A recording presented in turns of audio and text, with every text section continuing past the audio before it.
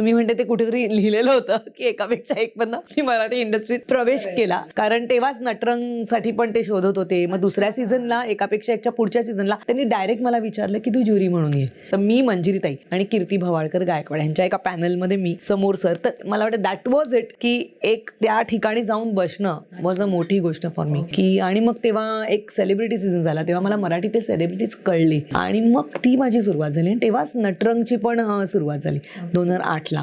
नटरंगसाठी तेव्हा हंटिंग की कोण शोधत होते, कोण नवीन कोरिओग्राफर आहे का, माझं नाव सजेस्ट केलं गेलं वगैरे. आणि मग ते ना सगळं एकत्र आलं आणि 2010 साली सडनली नटरंग नाच्या फिल्म मधनं एका कोरिओग्राफरचा उदय झाला. खूप काय काय झालं आणि मग मला कुठेतरी कानावर यायला लागलो की अरे काय, कशी केली शूट गाणी, अमुक तमुक. आणि बेसिकली नटरंग जेव्हा आम्ही केली, हे खूप कमी जणांना माहिती की तेव्हा डायनॅमिक शॉट्सच घ्यायचे नव्हते, हे ठरलेलंच होतं. जुनी सांगते ऐका आणि त्या जुन्या ज्या फिल्म्स आहेत आपल्या, तोच रेफरन्स अत्यंत सिम्पल, एवढाच घे कटिंग, हेच डोक्यात होतं आणि हेच मला सांगितलं होतं आणि त्याप्रमाणेच आम्ही काम केलं होतं. जर तसं डायनॅमिक करायचं तर मग मी त्याचा अभ्यास केला असता. मला माहिती होतं की आपलं अशीच फिल्म करायची, इतकंच घ्यायचे.